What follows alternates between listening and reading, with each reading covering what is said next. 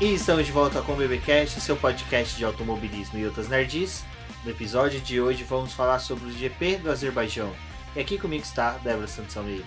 Olá amigos, sejam bem-vindos a mais este episódio do BBcast. E hoje a gente vai conversar aí sobre esse GP que não parecia que ia ser lá grandes coisas quando começou, mas a gente teve um final bem maluco ali, digno de uma corrida no Azerbaijão. Exatamente, e nossas apostas eram de um GP diferenciado, uma vez que as últimas corridas lá foram boas, as últimas não, já que só foram realizadas 4, né? 2 boas e 2 meio Exato, mas a de hoje foi muito boa. Mas antes de adentrarmos aí a discussão sobre o GP, vai lembrar nossos amigos ouvintes que nós temos as nossas lives lá no canal do YouTube, às terças e quintas às 20 horas, então compareça, converse com a gente ao vivo, e se você não puder comparecer e conversar com a gente lá pelo chat ao vivo, você também pode assistir depois no canal do YouTube, fica disponibilizado. Lembrando que se você é ouvinte e não é ainda inscrito no nosso canal do YouTube, passe lá, se inscreva, é muito importante para auxiliar aí no crescimento do nosso canal. Exatamente, pessoal, e para você que escuta o nosso podcast e também vai lá conhecer o nosso trabalho no YouTube, considere se tornar um membro do canal ou também um apoiador aqui do podcast, que você não vai estar apoiando só essa mídia, mas todo o nosso trabalho e ajudando a gente para poder manter esse projeto e trazer informações para vocês, conversar sobre automobilismo.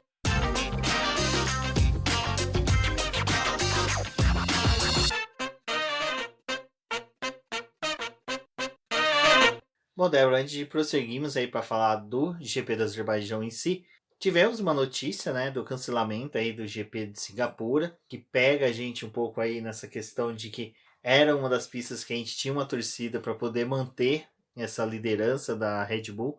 Até na nossa live lá nós discutimos sobre isso, que seria uma das pistas que favoreceria a Red Bull, então auxiliaria na manutenção aí da liderança, tanto do Verstappen quanto da equipe, mas cancelaram, o GP de Singapura, já é o terceiro GP cancelado este ano. É bem triste, porque a gente olha para o calendário atual que está sendo cumprido, a gente já teve 2 corridas de rua sendo realizadas, que foi Mônaco e o GP do Azerbaijão.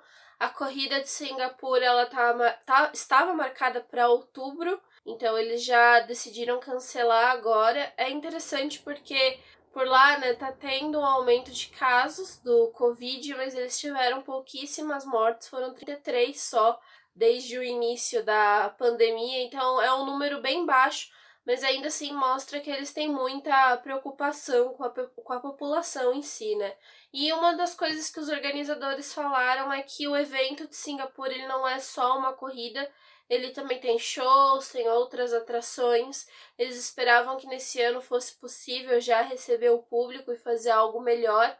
E por eles ficarem impossibilitados de fazer o evento da forma como eles gostariam, eles decidiram também cancelar, Então é uma corrida que vai ficar faltando aí no calendário em questão de ser mais um circuito de rua, que é bem interessante.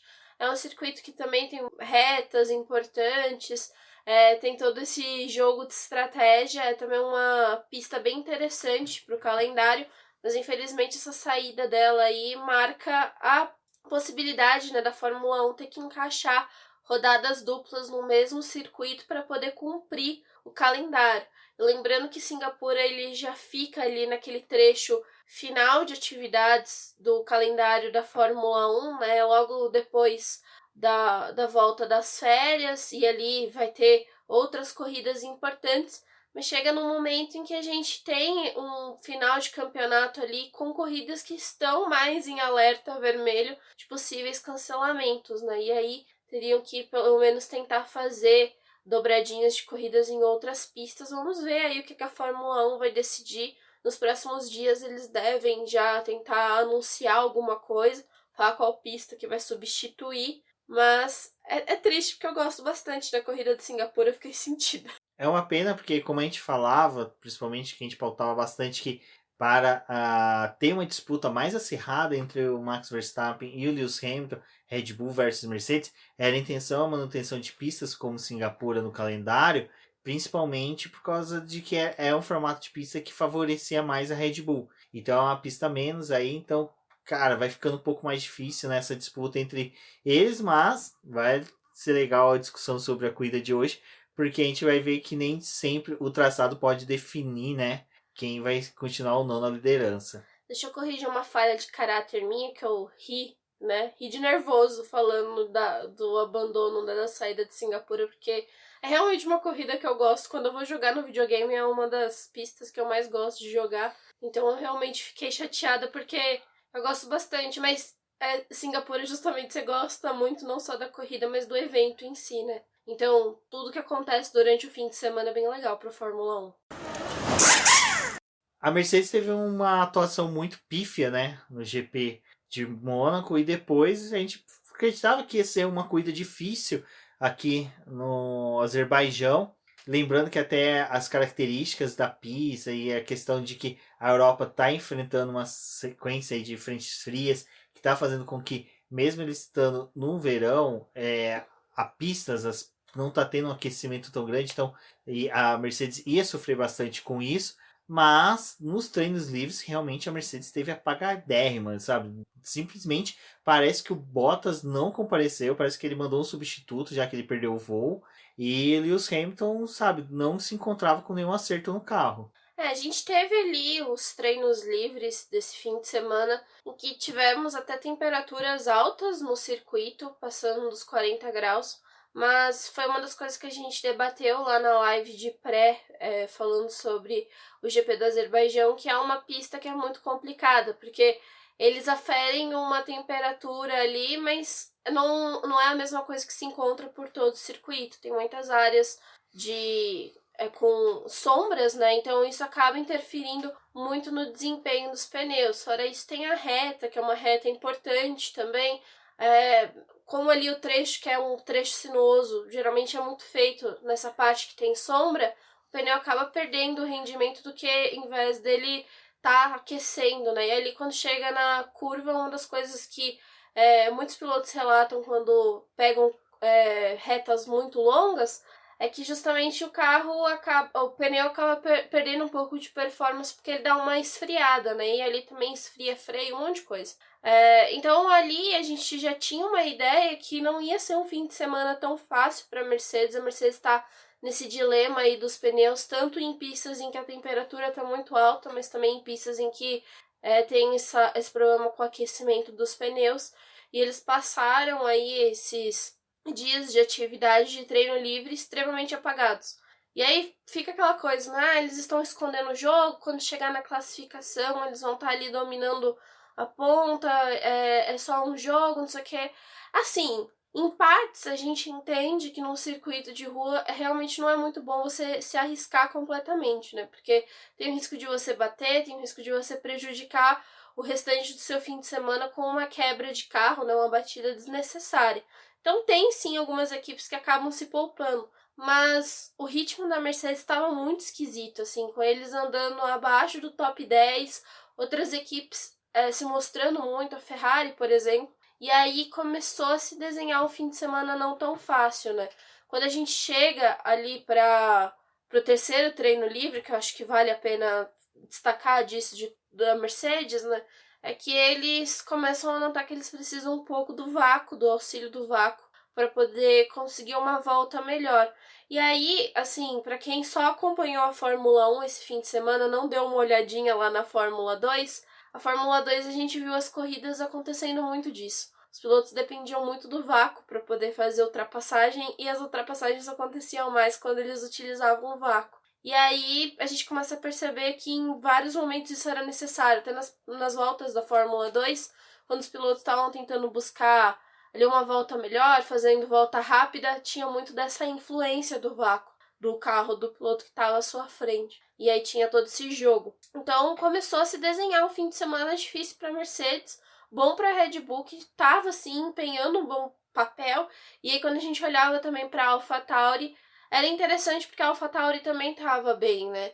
E aí é legal porque são duas equipes que usam o motor Honda, que também entra muito nessa disputa. Porém, os treinos livres foram até bem mais tranquilos, né? Tivemos alguns erros dos pilotos, mas eram questões mais de erros de freagem, de perda do carro por causa do asfalto gelado, com os pneus que não estavam aquecendo direito, mas de momentos assim mais, vamos pôr assim, turbulentos do final de semana, tivemos Latifi que teve problema no carro e também o Leclerc que voltou a bater no TL2. A gente teve esses pequenos incidentes aí ao longo do fim de semana, mas nada que comprometeu. Não foram batidas assim tão expressivas para poder ter um problema muito grande, né?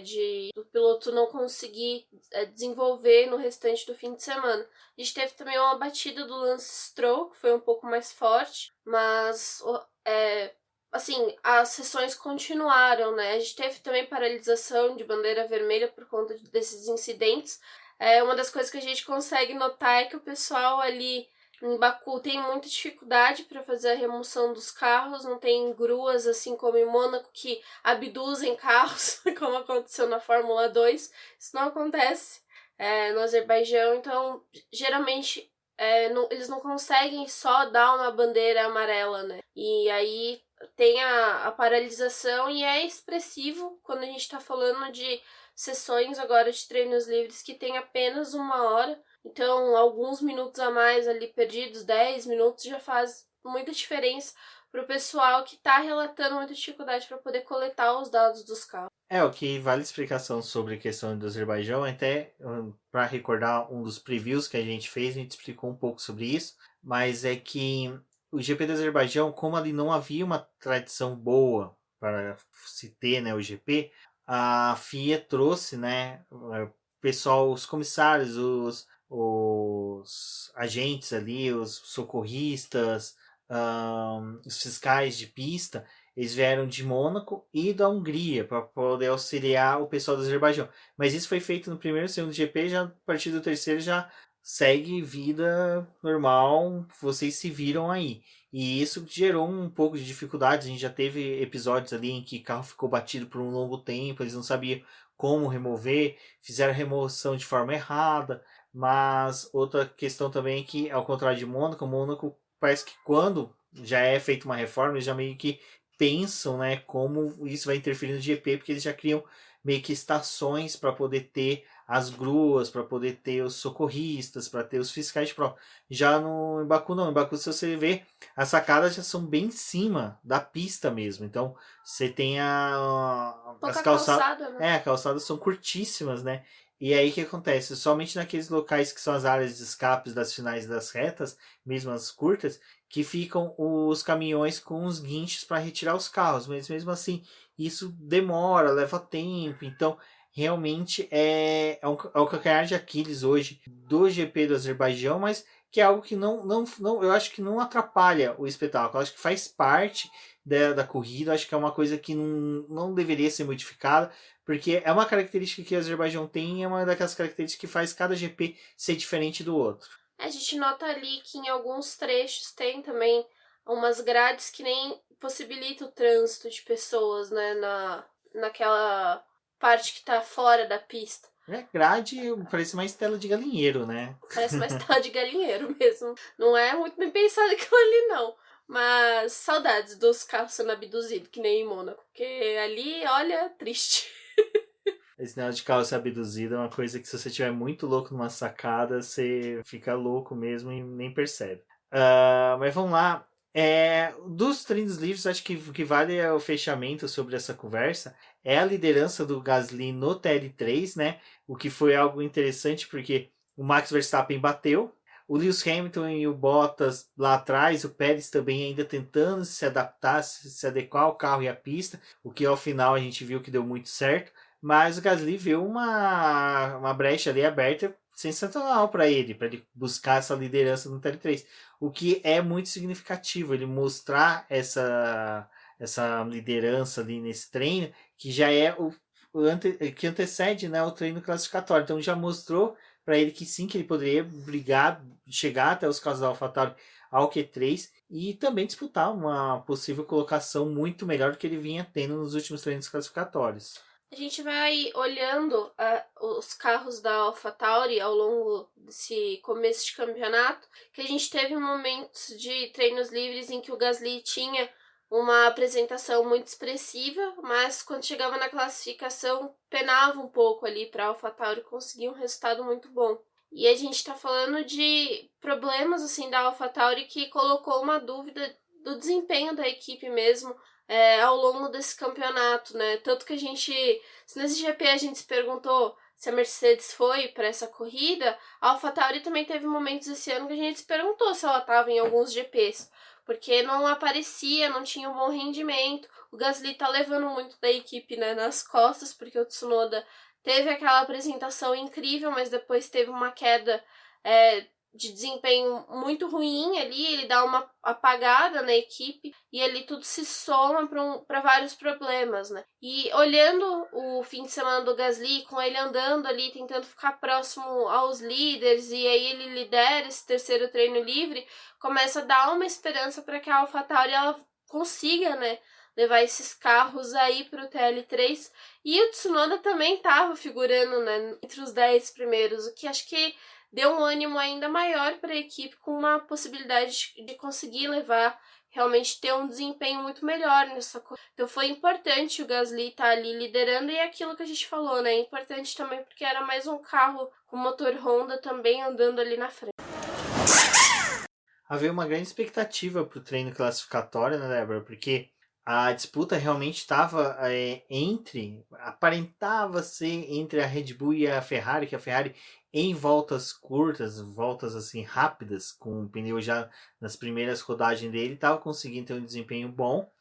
Tivemos o Gasly ali que namorou a volta rápida no último treino livre, mas só que as Red Bulls estavam bem fortes nesse final de semana.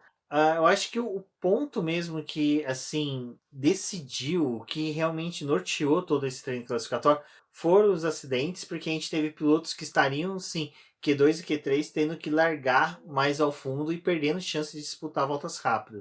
Desculpa, eu falei que no treino livre foi o Lance Stroll que bateu, na verdade ele bateu foi na classificação, né? E sim, a gente teve, tirando, né, ali o Lance Stroll, ele foi jogado ficando no Q1, então era menos um carro disputando melhores posições ali.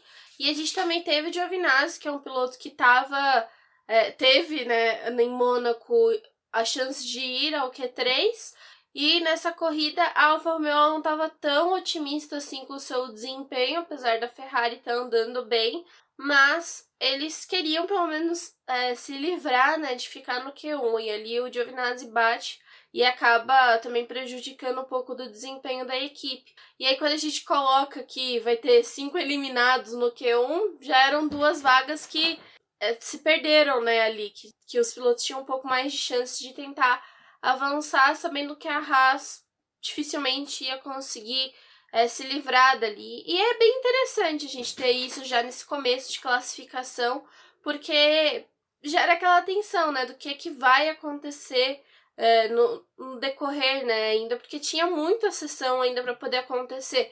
Gente, tipo, você começou a assistir a classificação pensando, vai durar 1 hora, bonitinho. Não, tipo, foi se estendendo. E aqui em casa a gente tava na maior tensão, porque a Enel falou que ia fazer uma manutenção na rede de energia, e aí eu até tinha falado com a Rafaela, que é a Rafaela do Garoto da F1, eu falei, não pode acontecer absolutamente nada nessa classificação, porque senão eu não vou assistir o restante dela. Mas aí fizeram questão de bater no muro e atrasar a classificação o máximo que eles podiam. Dos acidentes a gente teve do Stroll, do Giovinazzi no Q1, Q2 tivemos o Ricciardo e o Tsunoda e o Sainz, que foi já no Q3, né?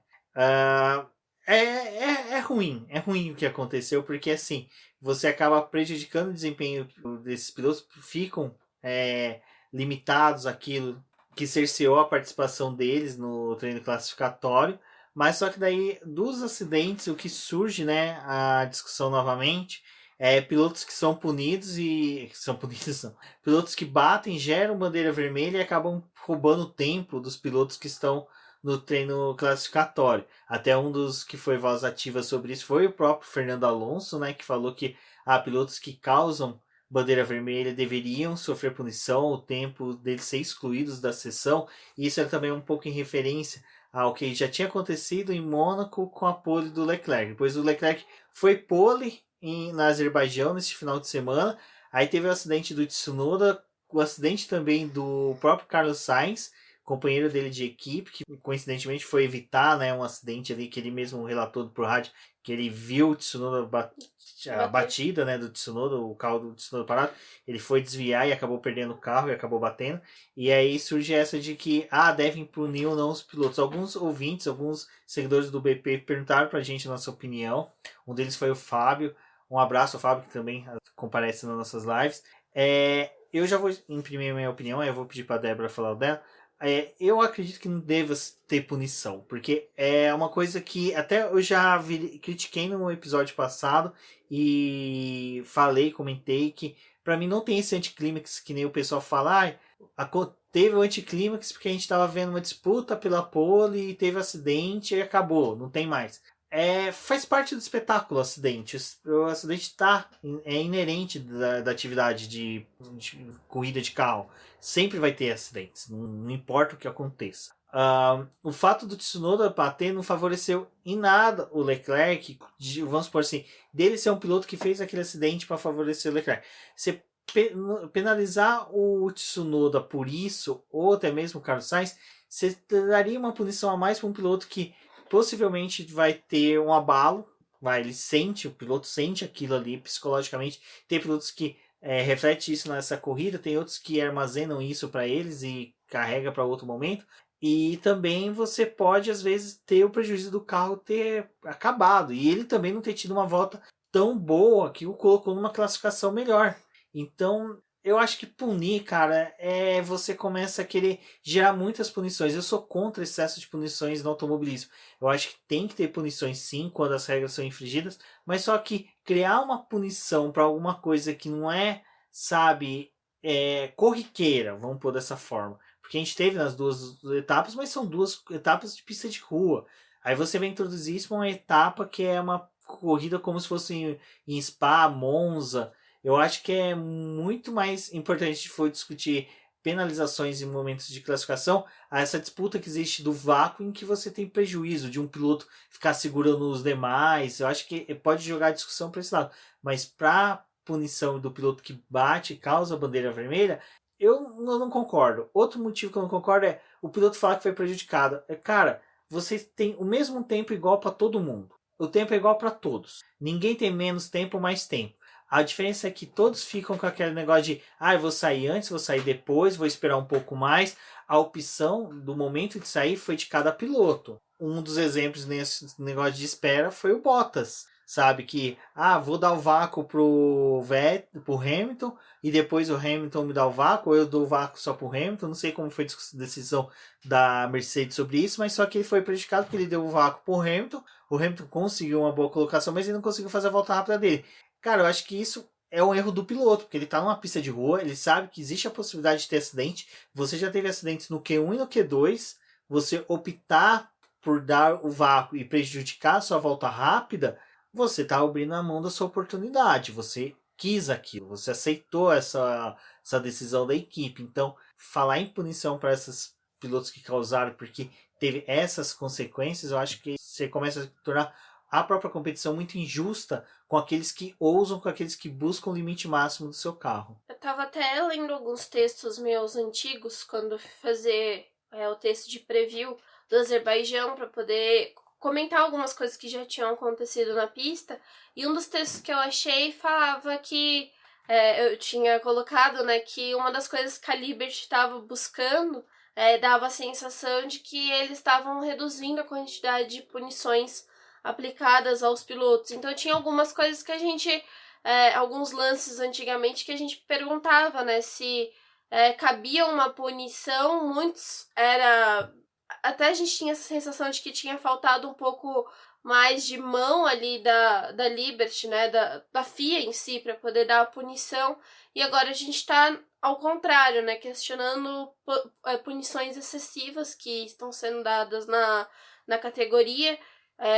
De muita coisa, assim, né? Então, sempre acontece algum lance na pista e a gente fica esperando que tenha alguma punição, alguma coisa do tipo. Eu não acho que é cabível botar mais uma punição a respeito disso, porque é uma fatalidade que acontece. Acho que o piloto ele já é punido pela consequência dele ter batido ali e poder danificar, né, o carro dele. A gente sabe que tem o sistema de parque fechado, não possibilita o pessoal fazer muitos ajustes nos carros, então a batida assim é preocupante, dependendo da peça que tem que trocar, a gente sabe que já vai ter aquela punição de perda de posições no grid, então eu acho que não é benéfico trazer isso para a categoria de punir aquele piloto que bateu, porque é um acidente, ainda mais no circuito de rua que tá todo mundo muito suscetível que isso aconteça.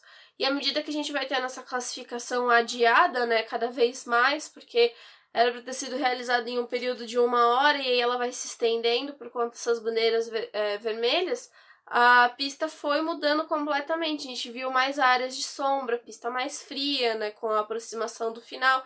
Então começou a ficar uma sessão mais difícil para todos os pilotos. Eu acho que adicionar mais uma punição não tem necessidade, não precisa, sabe? É só para poder desgastar ainda mais os pilotos. Bom, e no treino classificatório nós tivemos a pole do Charles Leclerc, que, diga-se de passagem, foi muito bacana ver a pole dele. Eu acho que foi mais uma vez merecedor, conseguiu colocar o carro à frente, foi o tempo todo rápido, como eu disse, em voltas em que eles faziam voltas lançadas, em voltas em que eles estavam utilizando o pneu. Assim que o pneu está novo, o carro da Ferrari estava conseguindo entregar, mas é um carro que não resiste ao desgaste dos pneus, ele perde muito rendimento, ele decai muito rápido. Isso tem muito problema em corrida, né? Exato, mas só que foi bacana, foi legal ele ver ele conseguindo concretizar, sabe, alinhar o carro ali na junta placa, de pole, nona pole da carreira do Monegasco. Para quem passou um ano apagado, sem poder disputar poles, como foi em 2020, um piloto que teve chance só em 2019 aí de obter poles e agora em 2021 é um número bem expressivo de poles, partindo que ele disputou posições aí 2019 com Vettel, com Hamilton, Bottas e agora está disputando até mesmo com Verstappen, Bottas e Hamilton.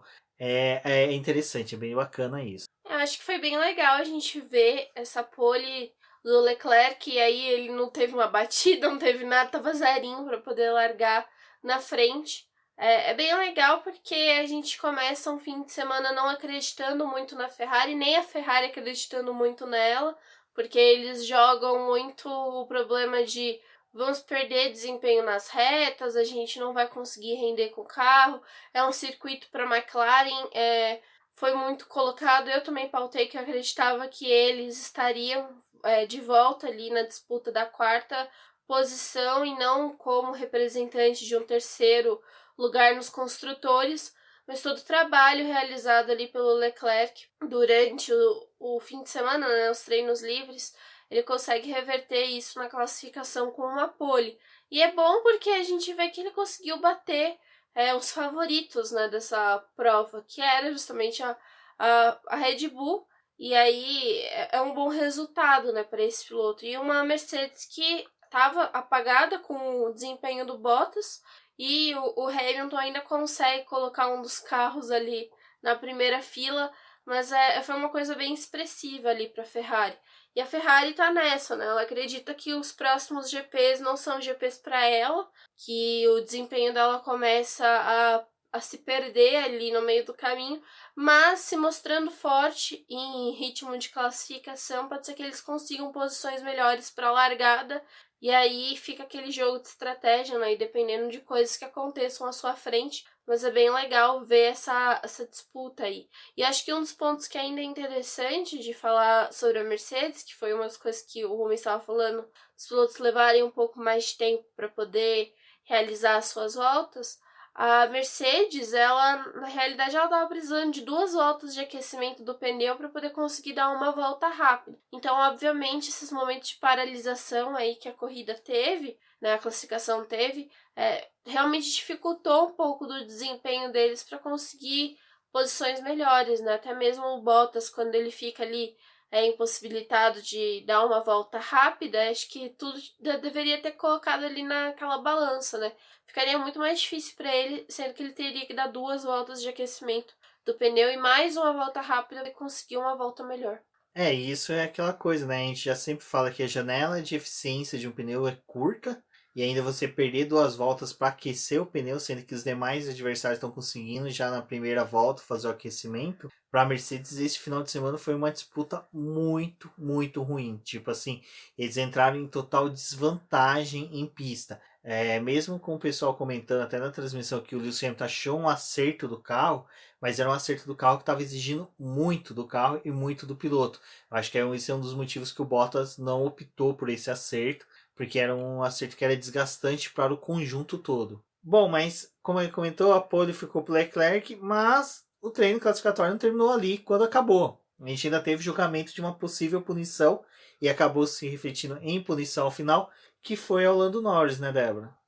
O Lando Norris, ele teve um acidente do Giovinazzi, ele ainda estava na pista e aí da bandeira vermelha ele já tinha passado da entrada dos boxes. E aí ele ficou meio perdido no que ele podia fazer, teve que dar mais uma volta na pista antes de entrar nos boxes, né? E ali os comissários, eles chamaram o Norris para poder conversar depois da classificação, porque era uma coisa que eles precisavam, além de analisar as câmeras, né, e as filmagens, eles também precisavam falar com o piloto para poder ver o que aconteceu. E ali o Norris, ele entra nesse dilema dele entrar nos boxes ou não, e a equipe deixa ele seguir na pista, né? Quando eles chamam ele no rádio para ele entrar, ele já tinha passado, então ele não entra. E ali os comissários entraram num bom senso, assim, de que ainda foi uma punição pesada, mas eles, no regulamento, eles podem punir com até a perda de 5 posições no grid, porque essa volta a mais que o piloto dá na pista no momento de bandeira vermelha é preocupante. E essa volta a mais que ele acaba dando, né, é preocupante porque dependendo da gravidade do acidente que a gente tem na pista, a gente tá falando que vai ter já fiscais de pista ali fazendo a remoção do piloto, fazendo a remoção do carro, e é por isso que não pode ter outro carro na pista dando volta, porque tem risco de atropelamento, tem risco pro piloto que tá envolvido no acidente, e ali, bom, olhando pela gravidade, não era tão ruim, porque o Giovinazzi não teve nenhum problema, né? Ele saiu inteiro do carro, mas eles mesmo assim aplicaram uma punição para ele, que foi de ter infringido essa bandeira vermelha, e ali ele perde 3 posições no grid, larga do 9º lugar, e para piorar a situação dele, né, ele perde também 3 pontos na superlicença, e com isso ele fecha essa etapa do Azerbaijão com 8 pontos na superlicença, são 12 para uma suspensão. Uma coisa que o Norris tem que tomar cuidado, porque ele é um piloto que pontua muito fácil nessa questão de carteira, infelizmente. Quando erra, é rude. E quando ele erra, ele consegue uma pontuação alta, aí nunca é 1 ponto, é sempre 2 ou 3. Então acaba sendo um prejuízo muito grande, e perder ele numa etapa para a McLaren vai ser algo pesadíssimo neste ano. Bom, para o início de corrida a gente teve uma largada bem limpa, bem tranquila. As primeiras voltas ali foram bem... os pilotos foram bem comedidos, foram bem tranquilos, conseguiram entregar o que realmente eles desejavam, que era fazer voltas tranquilas, poder levar o carro o máximo possível. Contudo, uma pessoa foi punida, e não é uma punição por algo que ela fez, mas sim pelo carro, pelo equipamento que ele tem na mão, que é o Charles Leclerc, que olha, foi uma pena. O pobre coitado foi devorado pelo grid ali, foi perdendo posição, e é aquela coisa, né? Realmente o carro da Ferrari, que era acho que, cara, toda vez que você chegava em Maranello, você cumprimentava alguém da Ferrari, eles falavam, olha, nosso carro é muito bom de ritmo de corrida. E hoje é uma coisa que eles não têm, é ritmo de corrida. Bom, eles não têm ritmo de corrida da 4ª posição para trás. Quer dizer, 4ª posição para frente, 4ª posição para trás. Para eles o ritmo de corrida é uma maravilha. É interessante que ali a gente tenha largado o Leclerc, que ele consegue evitar uma ultrapassagem do Hamilton, então ele mantém a liderança, mas a liderança dele é meio que falha, porque ele só fica ali até a 3ª volta na ponta, né? Depois o Hamilton acaba assumindo essa liderança da corrida, mas ainda assim ele deu um trabalho pro Verstappen para poder perder a posição pro Verstappen, né? Não foi também dado tão fácil ali. O Leclerc também não é um piloto muito fácil de se ultrapassar. E era nítido, né? O carro da Ferrari não tem ritmo de corrida, não ia ter como sustentar essa posição, num circuito que tem pontos de ultrapassagem, que tem o uso da asa móvel, né, do DRS para realizar essa ultrapassagem. Mas eu acho que o mais interessante, e aí eu ressalto que aconteceu na Fórmula 2, é que a gente tem a ultrapassagem do Hamilton, ele ainda tá com o uso do vácuo, ele não precisa da asa para poder fazer a ultrapassagem no Leclerc, só depois que o DRS é ativo. E na Fórmula 2 aconteceu algo muito semelhante, tipo, o pessoal usando o vácuo tava realizando ultrapassagem que era uma beleza. Começava o acionamento do DRS e a coisa começava a penar para os pilotos. Ficavam muito tempo ali abaixo de 1 segundo usando aquilo, mas não possibilitando ultrapassagem nenhuma, né? Vi muita gente reclamando. Hoje eu começo a entender. Não que eu começo a entender, mas nesse ano a gente vê que a ultrapassagem está muito mais complicado na Fórmula 1. E foi uma das coisas que a gente já falou em podcast aqui, também em live, que o DRS esse ano não tá servindo de Também bodega anulado, nenhuma, né? Ele também é anulado pelo design dos carros. Parece que simplesmente. Eu acho que foi um pouco dessa conversão que teve desse carro de 2021, em que a eficiência da asa traseira perdeu um pouco para o assoalho. Então você tem mais downforce, principalmente o carro da Alpine é um exemplo disso, né, em que você tem uma estrutura melhor para o assoalho gerar downforce do que a asa traseira, e os outros carros que não se trabalhou tanto nisso, você começa a notar que ele tem um pouco mais disso também, porque o assoalho está gerando mais downforce, a asa traseira está ficando um pouco mais descartada nesse ponto, e quando você abre o DRS, não muda nada, sabe? Parece quando você liga ar-condicionado num carro 2.0, e aí quando você vai andar num carro 1.0, você liga ar-condicionado, você sente a mudança, você não sente mudança nenhuma num carro mais de Fórmula 1 quando tem DRS aberto. Então eu acho que o sonho do Fábio Campos de outros detratores do DRS foi alcançado, em que você não tem mais uma eficiência do DRS. O vácuo, como a gente falou, né, estava sendo mais utilizado tanto na Fórmula 2, que tiveram corridas espetaculares, e na Fórmula 1, nos momentos a gente teve o vácuo favorecendo mais os pilotos, mas, né, nessa largada aí, principalmente, nessa disputa, ali pelas primeiras posições, o DRS não se mostrou ser tão eficiente. A gente vê que o Verstappen demora um pouco para poder conseguir também a segunda posição, e ali, depois quando avança a corrida, que é a vez do Hamilton, né, passar o Pérez, ele não consegue também, ele fica muito tempo ali rodando 1 segundo, abaixo de 1 segundo, abre um pouco de distância para poder resfriar freio, o carro, aí volta para poder atacar o Pérez, também não tem eficiência alguma o uso do DRS.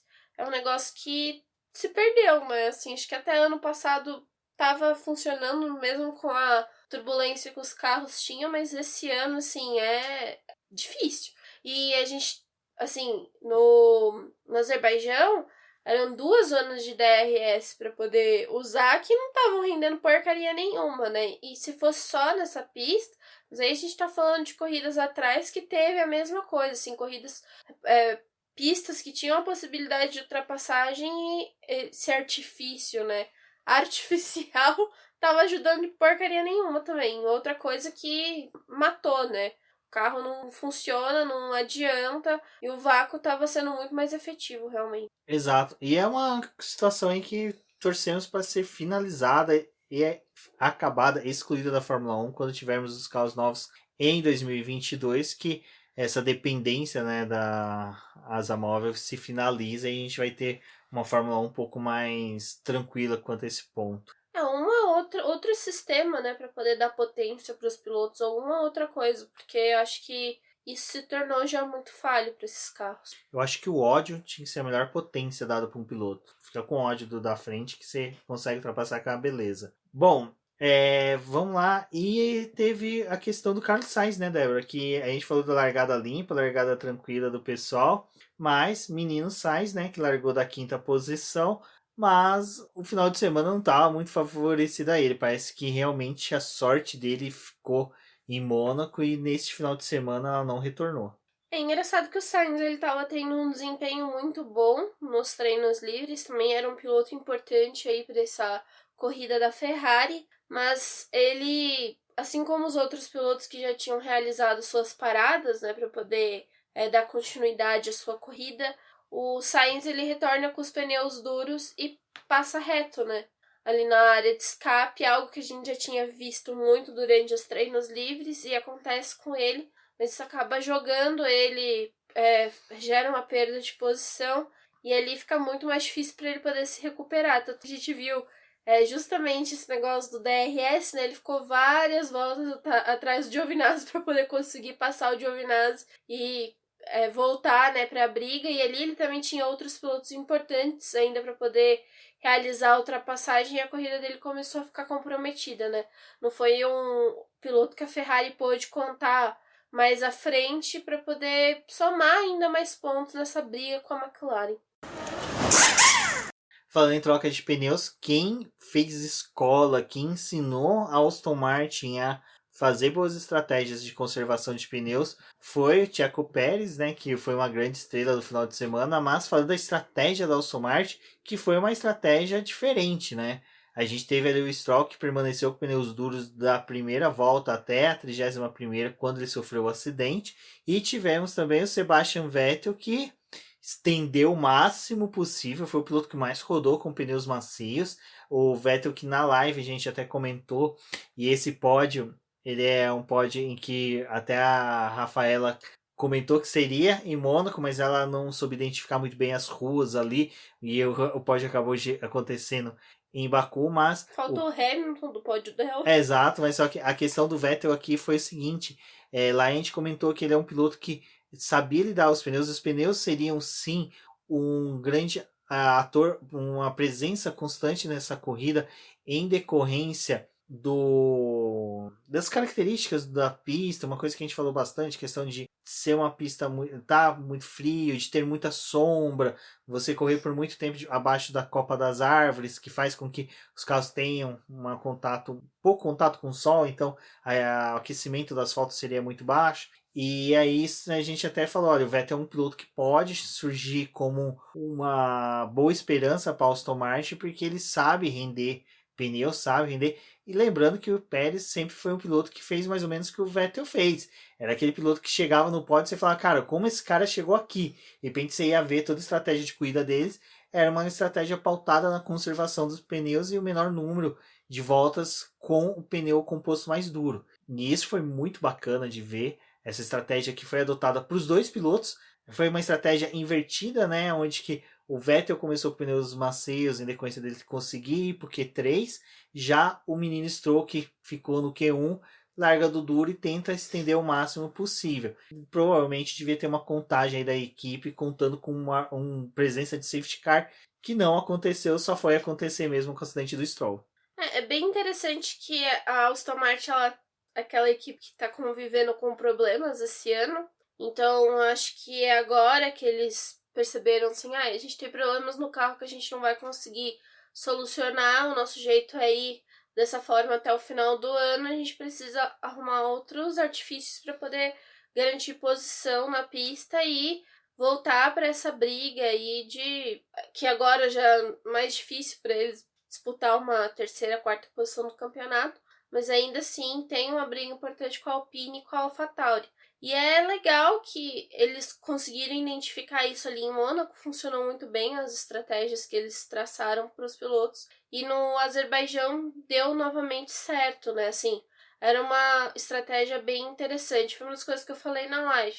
Eu falei que eu não acreditava em um desempenho muito bom da Aston Martin, porque o grid intermediário está muito disputado, mas se eles acertassem a estratégia era possível a gente ver os pilotos, né, mais para frente ali brigando por posições melhores. E a gente tem isso, né? O Vettel ele largou da 11ª posição, terminou no pódio, mas ele estendeu uma parte ali da parada dele com os pneus macios, chegou a liderar a corrida.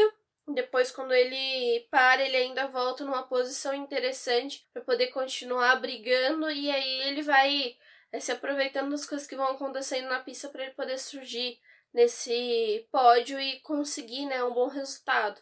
A Aston Martin também estava trabalhando muito bem ali para o Lance Stroll, também poderia funcionar para ele um bom rendimento, porque é aquela coisa, apesar dele estar com os pneus duros mais desgastados, o pessoal com dificuldade para realizar a ultrapassagem, ele tava tranquilo, né, fazendo a corrida dele ali. E eu acho que a Aston Martin ela não contava que o safety car que ia entrar na pista ia ser um safety car provocado pelo Stroll. O Stroll foi um safety car que não ajudou em nada, né, estratégia das equipes de realizar mais uma parada ou fazer alguma outra coisa, porque ficou meio perdida essa batida do Stroll. Sobre a questão da batida até do Stroll, a gente vai se prolongar um pouco mais à frente, mas voltando um pouco da estratégia do Vettel, foi bem bacana, acho que valeu a experiência aí para a Aston Martin e torcer para que ela se encontre numa configuração de carro que possa fazer com que os dois pilotos disputem posições e fiquem o maior tempo assim possível dentro dos 10 primeiros, porque você percebe que tanto o Vettel como o Stroll em ritmo de corrida eles conseguem entregar bem. Eles conseguem entregar muito bem. A Aston Martin é aquela coisa, ela não pode fazer nada igual às outras. Ela tem que fugir da caixinha do que o resto do pessoal tá fazendo para poder conseguir posição. Porque tentar em desempenho, assim, de ritmo, não vai conseguir. O negócio dela é ser estratégia mesmo. E a gente sabe que o Vettel não é um piloto também fácil de passar na pista, então ele dá muito trabalho, né, pro restante do pessoal que vai ser rival dele. Ele dá uma canseira ali, o pessoal desgasta o pneu, ele não consegue mais realizar a ultrapassagem nele. Exato, então isso que é interessante, de que quando o Stroll tava correndo ali, tava entre os 10 primeiros, ele tava num ritmo bom, ele tava num ritmo de corrida bem constante, que ele conseguia ser tão rápido quanto os pilotos que estavam à frente dele e mais rápido que o pessoal estava atrás. E quem estava atrás eram pilotos rápidos, eram pilotos bons, que tinham equipamento para superá-lo, mas não conseguia porque a Aston Martin parece que quando consegue acertar uma estratégia boa, o carro consegue render muito bem.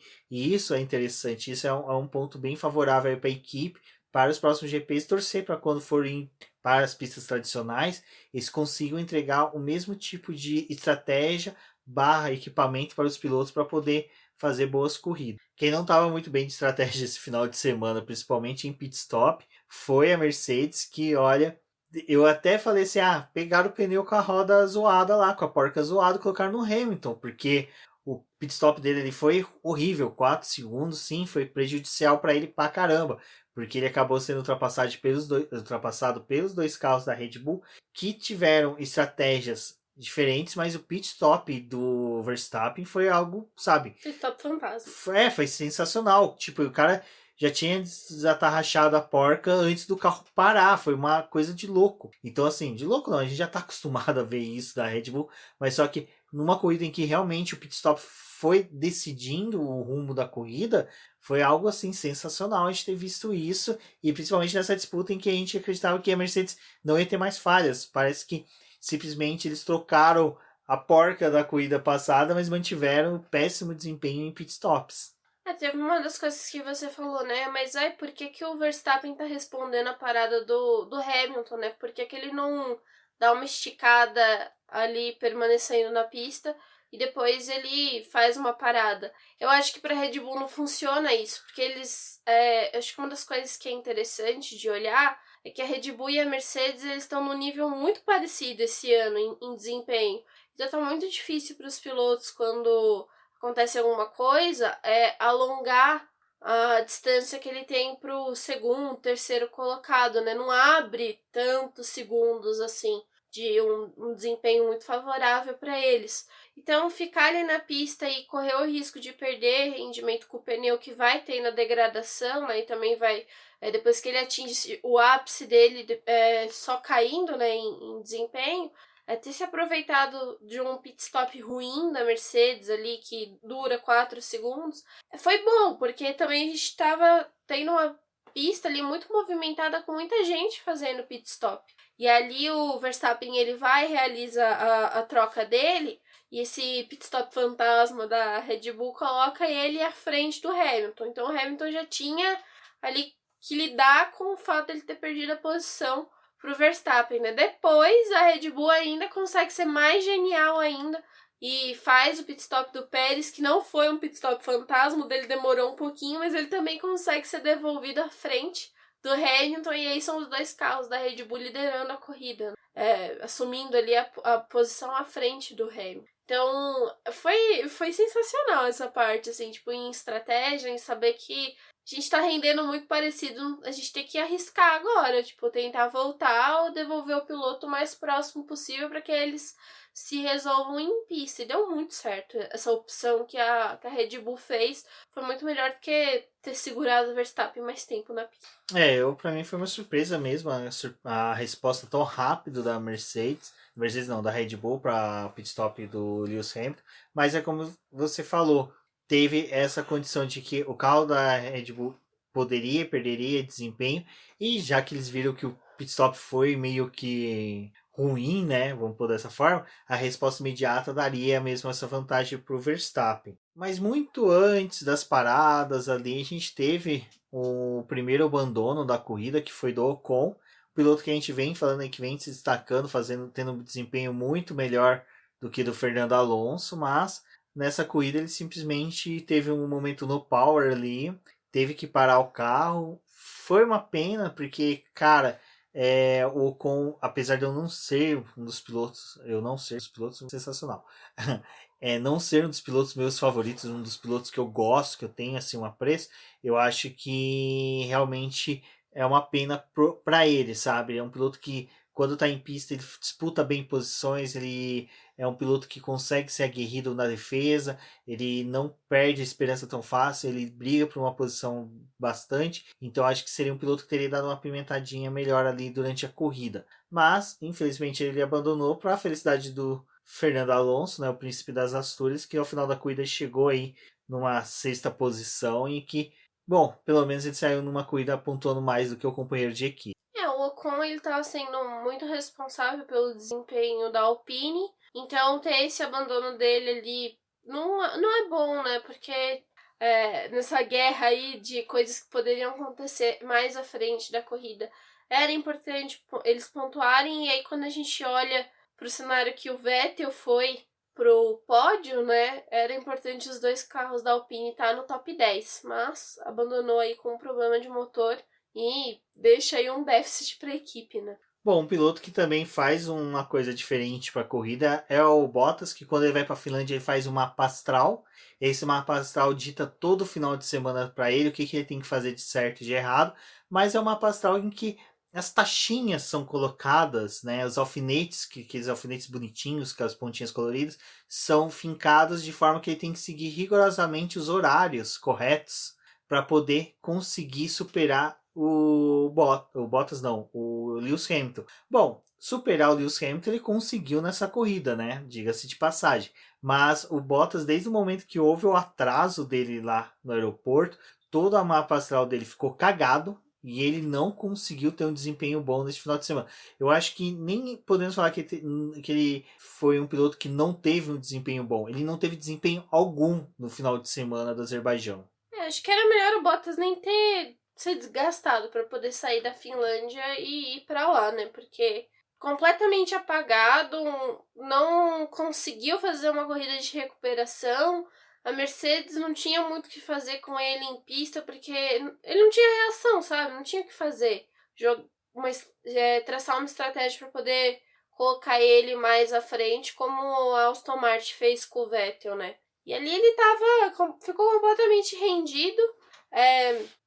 Foi um fim de semana que a gente viu a Mercedes não pontuando, então foi um piloto que realmente fez falta pro campeonato de construtores. Assim, tá complicado, né, Bottas? Te defender, a gente já não defende mais, mas tá difícil, assim. O desempenho do Bottas é um negócio muito complicado. E aí, depois que a corrida acabou, ele falou: eu não encontrei ritmo durante todo o fim de semana, a gente tava com dificuldade, mas eu também não consegui render. É aquela coisa que ele meio que fala sempre, né, que não tive ritmo, quase as mesmas palavras, assim, só com inversão de posição na frase que ele coloca, mas era tudo que a Mercedes não precisava esse fim de semana, era ter um piloto super apagado, né? Já veio de um fim de semana apagado ali em Mônaco e aí agora no Azerbaijão começou nos treinos livres, assim, que a gente nem sabia onde é que a Mercedes estava, e na corrida não rendeu de novo. Bem preocupante essa situação do Bottas.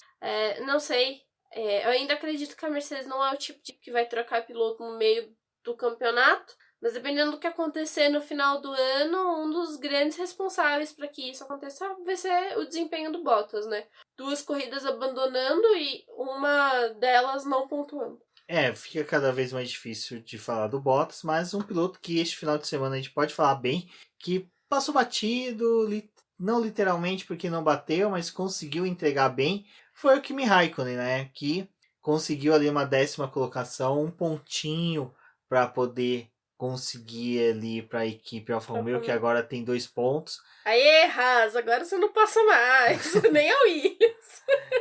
Teria que se acontecer aí um cataclisma nuclear numa corrida aí para poder ter uma pontuação boa para Williams e para Sabe a plaquinha de clubismo. Não, nem plaquinha de clubismo, é muito mais porque o que Kimi Raikkonen fez esse final de semana foi bem interessante, uma consistência bacana. Eu acho que a Alfa Romeo, assim, ela tava trabalhando de um jeito que ela tava tentando buscar ponto, né? Eu acho que o que dificultou um pouco ali também a corrida do Giovinazzi foi que o pit stop dele foi muito prematuro, sabe? Ele largou com pneus macios, aí já na segunda volta fez um pit stop e colocou pneus duros. E esse pit stop dele foi em reação ao do Russell, né? Porque eles estavam ali nas últimas posições, o Russell ele faz uma parada porque ele tem um problema, mas o Giovinazzi ele responde essa parada, né? E eu acho que ali a Alfa Romeo ficou naquela coisa de se der algum BO, a gente tá com um pneuzinho bom pra poder ganhar umas posições, né? Mas aí as coisas... foi inverso, né? O que deu certo pra uns, com a Alfa Romeo não funcionou. Não, e o pneu duro pro Giovinazzi não deu bem, porque não deu bom, porque simplesmente não casou. Tem piloto que realmente corrida e a pista que não casa um pneu pro piloto. Então, cara, não foi uma boa escolha. Já pro Kimi Raikkonen começou com pneus médios, né? Foi ele e o Latifi os únicos a iniciar com pneus amarelos, né? Pneus e o médios. Russell que tem um problema. E o Russell que teve o problema, mas só que foi interessante o final de semana da Alfa Romeo, que conseguiu, né? 10ª posição, 11ª posição com o Giovinazzi. Ficaram ali à frente dos pilotos da Mercedes, já é uma coisa, muito bom, acrescente-se isso ao meu currículo. Acho que os dois terminaram a corrida, correram lá pro LinkedIn, colocaram isso no currículo.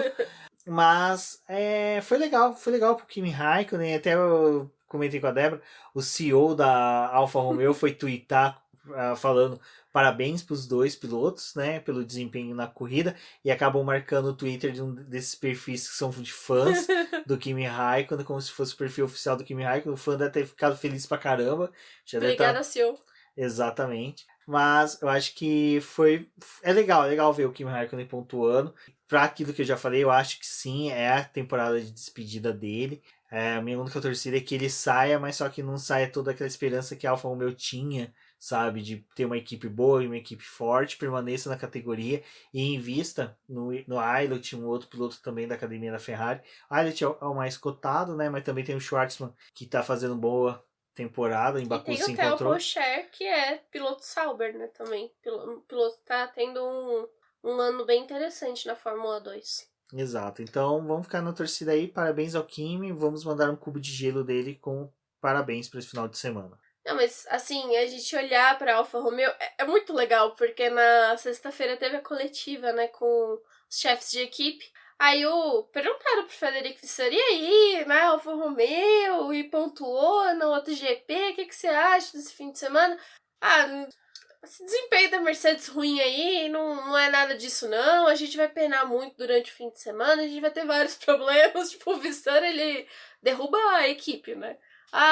Esse circuito não é pra gente, mesmo uma Ferrari andando bem, a gente não vai conseguir pontuar, mas vamos tentar fazer uma boa classificação. Baku é isso aí, se acontecer alguma coisa a gente precisa estar preparado para poder conseguir alguma coisa.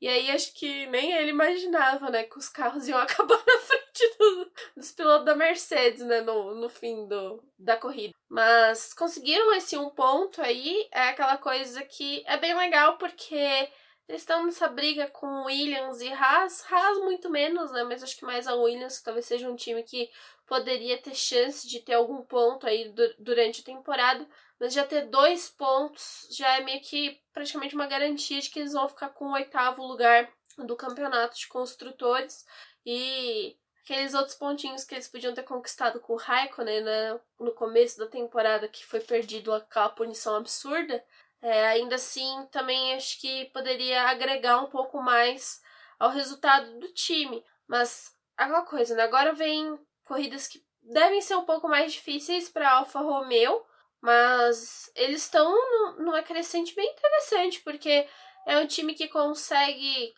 levar os carros, né? Tá conseguindo se manter para poder levar os carros para o Q2, termina corridas em 11º, 12º. Eu acho que esse ponto que o Giovinazzi conquistou em Mônaco, mas também o Raikkonen conquistou agora no Azerbaijão, mostra que tem uma crescente, sim, da Alfa Romeo, sabe? Não é um time que a gente pode descartar completamente, mas eles estão ali, né? Tentando se aproveitar de outros problemas para poder conseguir pontinhos, e é extremamente importante para o campeonato deles. Agora vamos falar do elefante na sala, né? O elefante na sala que veio de rodinhas e rodinhas da Pirelli, que não resistiram e estouraram. Qual que é o problema que eu tenho aí na questão dos estouros dos pneus da Pirelli, que foi com o Stroll e com o Verstappen? Primeiro que, antes mesmo da fornecedora analisar e dar o veredito, né, dar o parecer técnico dela sobre os pneus, já tem 300 mil pessoas condenando a montadora. Tem Fabricante. Montadora porque ela monta o pneu, né? Vamos por dessa forma. Tochas já arriscaram toda a fachada da Pirelli, fora Pirelli, guerra de pneus, traz a Bridgestone e a Michelin. Diretoria, bonequinho da Michelin, alguma coisinha assim. Mas, cara, é surpreendente porque, assim, tipo, ninguém para respirar e pensar, bom, vamos primeiro aguardar ver o que a Pirelli fala e ver o que as equipes falam para depois a gente poder tecer comentários sobre. E a gente fez isso, por exemplo. A Débora pegou, nós aguardamos, a Pirelli soltou um parecer prévio, não, falando sobre o que ela acreditava que era o motivo dos estouros dos pneus. Mas mesmo assim o pessoal continua a não acreditar, começa a falar que é uma pior montadora de pneus, que é a pior fabricante, que os pneus são uma bosta, tal. Mas assim, é como a gente até brinca às vezes na live, a gente fala, pô, Pirelli, patrocina nós, tipo, faz isso porque a gente não recebe nada deles, a gente tem motivo algum para falar bem deles. Mas a única diferença é que a gente concorda que tem que ser algo justo. Se fosse algo de culpa deles, perfeito, vamos culpá-los. Mas a questão é que não é culpa deles. Houve todo um conjunto de fatores que foram primordiais para o estouro dos pneus, né, Débora? Que gerou os dois estouros. Vamos lá primeiro para algumas considerações aí antes de falar de tudo isso, né? Acredito que depois das verificações que a Pirelli vai fazer, se for um problema de fabricação, que eles verem que foi um problema deles, eles vão ter que avisar as equipes, sabe? Porque a gente eles estão trabalhando naquele limite, né? Então, olha, gente, a gente vai ter que reduzir a quantidade de voltas que vocês vão fazer com esses pneus, porque para poder... É uma questão de segurança, sabe? O pneu não é só um artifício bonitinho que tá ali, ele é o primeiro contato que toda a tecnologia que aquele carro tem com o solo. E a gente tá falando de carros que podem ter uma batida importante e comprometer o teu orçamento pelo restante da temporada. Então não é brincadeira, né? Tipo, fornecer um pneu zoado e sair por isso mesmo. Vale lembrar que as mudanças técnicas que a gente teve do ano passado para esse foram solicitadas pela Pirelli justamente porque eles viram que os carros de Fórmula 1 estavam evoluindo muito mais rápido do que eles poderiam fazer de evolução dos pneus por dois motivos. Estava decidido que já ia ter pneus com aro 2018, né? Para 2022, que seria 2021. Então eles pararam o desenvolvimento desses pneus e focaram para os pneus aros 18 de 2022. Eu fiz um vídeo falando da Aston Martin, do problema da Aston Martin, eu expliquei isso, do problema que teve e dos questionamentos que a Aston Martin fez, da perda de desempenho que ela teve. Mas uma das coisas que aconteceu foi a Pirelli, ela pediu para fazer a mudança do regulamento porque ela não sabia se ela ia ter tempo hábil para poder mudar a estrutura dos pneus. Então ela não se comprometeu a fazer uma mudança. Ela falou, se der, a gente vai fazer. Se não, façam essas mudanças aqui no carro para a gente poder resistir com esses pneus por mais um ano, porque não tem como introduzir os pneus de 18 polegadas, a gente nem chegou a fazer teste desses pneus, não tem como. E fora, né, que o carro também não era adaptado para usar esses pneus. Então ia ter um problema muito maior. E a gente tá falando de um pneu que foi desenvolvido em 2018, que tem essa carga de 2018, que passou por 2019, 2020. Em 2021 a gente ia ter a introdução dos pneus de 18 polegadas, como o Rubens falou, e aí foi adiado para 2022 e a Pirelli tem que passar por mais um ano com os mesmos pneus. O que acontece? Teve essa introdução desse regulamento para poder frear um pouco do downforce dos carros. Mas aí o que a gente teve, né? A Pirelli solicitou essas mudanças, teve a mudança do assoalho, da parte dos freios ali do carro, teve umas outras mudanças estruturais que foram importantes para poder reduzir o downforce, mas aí a gente tem o artifício do Tolkien que as equipes usaram para poder recuperar o downforce dos carros. Então eles trabalharam em áreas específicas do carro para poder recuperar o downforce. Quando a gente tem o início da temporada, pós-pré-temporada, já foi identificado que as equipes tinham recuperado muito do seu desempenho em questão de downforce. Então, assim, nada daquele regulamento que tinha sido feito ia surtir algum efeito, porque os carros iam continuar tendo atualização. A gente considerava que esse seria um ano de carros mais lentos, mas isso não está realmente se concretizando, né? Os carros ainda estão muito rápidos, e aí a Pirelli entrou naquele dilema: o que a gente vai fazer? Porque, obviamente, as equipes vão continuar evoluindo os carros dela. Quando chega ali, eles conseguem fazer uma mudança estrutural dos pneus para 2021, reforçando a camada interna deles para poder evitar estouros, evitar a degradação e fazer isso para poder dar segurança. Isso é uma questão de segurança, não é uma questão de vão ficar bonitinho e ter uma durabilidade maior. Não, era uma questão de segurança. Eles fizeram isso. E aí vem tudo o que tá acontecendo agora, né? E aí quando teve o estouro do Stroll e teve o estouro do Verstappen, primeiro, no caso do Stroll, eles não sabiam se tinham quebrado a suspensão ou se tinha sido um furo do pneu. E aí é uma coisa que também vai ter que ser investigado, porque até mesmo a equipe ficou com um pouco de dúvida. O lance do Stroll é ótimo, né? Porque ele se chama Lance Stroll. É bem complicado porque teoricamente não teve ninguém que bateu para poder deixar destroços, detritos na pista, para poder furar o pneu dele. Mas a gente tem que lembrar que teve corrida da Fórmula 2 e muita coisa aconteceu. E aí pode ter, sim, detritos. E vai lembrar que teve corrida da Fórmula 2, que teve batidas, costões, então pode ter deixado detritos. Pista de rua, é difícil você garantir a limpeza dela 100%, porque tem pessoas que residem ali, a limpeza às vezes deixa sobrar um prego, um parafuso, é normal. E a limpeza de cada circuito é diferente, né? Exatamente. E a gente tem também a questão que teve batidas dos próprios carros da Fórmula 1 no Q1, Q2 e Q3, sabe? No sábado. E para quem assistiu os treinos livres, eu, por exemplo, fiquei, sabe, besta de ver latinha, carro de Fórmula 1 passando em cima de latinha, garrafa PET. Ah, mas isso prejudica pneu? Pra caramba. Uma latinha de refrigerante passa no pneu, ele tá aquecido, tá quase 100 graus. Cara, deforma, atrapalha. Então isso prejudica muito. Então, você pega uma condição dessa, você pode gerar uma deformação no pneu que com 1, 2, 3, 4 voltas vai gerando um rasgo até que estoura. E aí, né, a gente teve essa questão do Stroll, mas aí depois tem o do Verstappen também estourando, né? E aí é muito complicado. A Pirelli, ela já falou isso uma vez. Quando o pneu ele estoura e ele fica filetinhos, é muito difícil deles fazerem análise, porque você tem, tipo, pedacinhos do pneu. Mas ali acho que como ficou a estrutura do pneu mesmo, que ele estoura, mas ele não, o piloto não conseguiu se arrastar até o pit lane, por exemplo, ele não completou uma volta, então a borracha ali ela não se danifica tanto. Então eles conseguem fazer uma análise melhor, levar esse pneu para lá e fazer um comparativo do que aconteceu.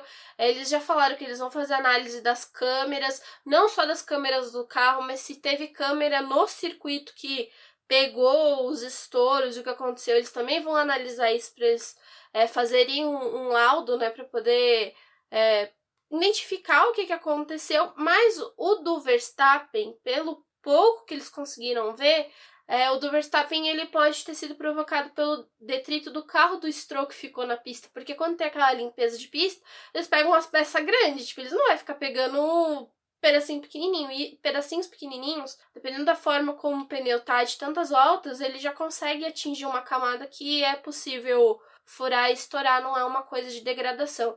Uma das outras coisas que, né, o pessoal ficou falando, mas a culpa é da Pirelli, não importa. A Pirelli falou, a gente precisa de dados de telemetria do carro também. Pelo pouco também que a gente já conseguiu conversar com as equipes, os pilotos eles não tiveram, assim, não relataram problema de vibração dos carros, nem a telemetria parece que acusou problema de vibração. O problema de vibração, ele geralmente acontece quando o pneu ele já está desgastado ou que o piloto ele deu uma fritada ali, que aí ele dá aquela amassada, né, no pneu, aquilo ali acaba gerando vibração no carro, isso também é mostrado na telemetria, eles sabem que ali o carro aconteceu alguma coisa e ali o pneu começou a ter algum problema, né, porque é o que a gente já falou, é o contato direto da tecnologia do carro com a pista, é esse pneu. Então a Pirelli ela vai investigar. E eu acredito que se foi um problema de estrutura do pneu dela, ela vai falar, sabe? Ela não vai tentar empurrar a culpa pra equipe, falar vocês erraram, até porque eles estão, assim... É muito complicada a situação que a Pirelli tá hoje. Tipo, as equipes, os pilotos, eles estão cobrando que a Pirelli entregue um pneu melhor, um pneu mais resistente, só que aí, tipo, tem essa questão de que eles não frearam o desenvolvimento deles. Então, os pneus vão continuar se desgastando, tendo problema. E outra coisa que, assim, é muito importante da gente falar sai ali o release, né, da Pirelli. Durante o fim de semana eles falam dos pneus na sexta, no sábado, no domingo, tipo, como foi o desempenho de cada um desses pneus nesses dias. Pirelli, ela faz uma janelinha lá, olha, é ideal que faça tal parada e tal parada, não sei o quê. E em Baku, diante do que já tinha acontecido, era mais possível que eles fossem fazer só uma parada. Mas a Pirelli, ela colocou nessa corrida os pneus mais macios da gama dela. É diferente que em 2019 eles usaram o intermediário. O intermediário ele tem uma durabilidade maior do que os pneus que são da gama mais macia, porque eles têm uma resistência diferente e eles também têm uma janela de operação diferente. Então, desgaste, essas coisas também completamente diferente de quando eles colocam uma outra parte ali da gama deles. Então, tem tudo isso para eles poderem avaliar, não é só simplesmente atacar a Pirelli. E uma das coisas que eu acho, assim, tipo, guerra de pneu não é tão interessante, gente, porque esse negócio de cada um fica com pneu, cada um vai ter um problema, sabe? A Pirelli, por mais que o pessoal critique, cara, a Pirelli ela tem um centro muito grande de estudo dos pneus, sabe? Não é só em Milão, na Romênia eles também têm uma fábrica, eles estão fazendo testes para poder ver se a fábrica da Romênia consegue também fazer a produção dos pneus para eles, para poder dividir, para poder dar uma estrutura diferente para a Pirelli. Então as coisas não é jogado como o pessoal acha que não. Não, e tem outra coisa, o pessoal coloca, mas é muito ruim ter um estouro de pneu. Estouro de pneu faz parte também, como eu falei, faz parte da Fórmula 1. Como a Débora falou, tem as janelas de pit stops. As equipes não gostam de fazer mais de um pit stop, elas querem somente fazer uma. As equipes estavam exigindo demais desses compostos. Vale lembrar que a gente já teve cenários em que a Pirelli falou o limite de voltas é X, as equipes excederam esse limite e tiveram incidentes com estouro. Michelin... Em alguns funciona, né? Em algumas corridas funciona fazer isso. Dá bom você estender e vida que segue. Mas eles têm uma janela ali que eles acham adequado, né? Se fazer a parada ali pra não dar BO. Sim, mas só que vai lembrar também que Michelin estourava, Bridgestone estourava, Goodyear estourava. Todos os fabricantes, em algum momento, alguma corrida tinha um estouro. Então, não é coisa da Pirelli. Então, assim, é o que eu acho que vamos focar no que realmente aconteceu. Teve estouro de pneus? A Pirelli tem como fazer um estudo para poder sanar isso, para não gerar um risco, para ter uma lesão, uma morte de um piloto? Tem, perfeito. Vamos para a próxima corrida, sabe? Não é coisa de ficar fã, sabe? Pô, droga, não devia ter acontecido, não pode estourar, tem que só que furar. Cara, faz parte da Fórmula 1. Fórmula 1, desde a época de Fangio até a presente data, todas as eras da Fórmula 1, todos os fabricantes tiveram problema de estouro. Isso é normal, sabe? É uma coisa que vai acontecer. É da mesma forma que quebra uma caixa de câmbio, quebra uma suspensão. é uma peça suscetível a estouro, é normal, não tem Eles como. fazem o equipamento ser o mais durável possível e dar a melhor performance, mas ninguém garante que aquilo não pode falhar, mas também ninguém garante que o pessoal não vai tentar abusar, né, e ir além do limite ali. Mas enfim, o que a Pirelli falou é que ela também acredita que nem o Stroll e nem o Verstappen passaram da parte de operação deles, então não era um problema, eles não acreditam que foi um problema de desgaste, mas foi sim um problema de detrito na pista que furou esse pneu. Em Baku a gente já teve um acidente muito parecido, que foi o do Valtteri Bottas, que foi na corrida que ele estava liderando, que ele também teve o furo do pneu e foi por conta de detrito na pista. Então já é um circuito que é meio que natural isso acontecer por conta da quantidade de batidas que tem e do desenvolvimento que o fim de semana acaba tendo. Então meio que faz parte desse circuito isso acontecer, mas de qualquer forma vai ter um estudo e eles vão tentar mudar, né? A gente não tá tentando defender a Pirelli, mas é só passando o que realmente aconteceu, né? O que a gente tem de informação. O que não podemos negar é que todo esse cenário que os estouros do pneu Pirelli teve no final de semana gerou algo favorável para o campeonato, porque Max Verstappen segue líder, Red Bull segue mais líder do que nunca, mas a gente ia ter, né, ali possivelmente o Lewis Hamilton pontuando mais após o estouro do carro do Verstappen, que vinha liderando a corrida de forma espetacular, mas era uma coisa que eu comentei até com a Débora.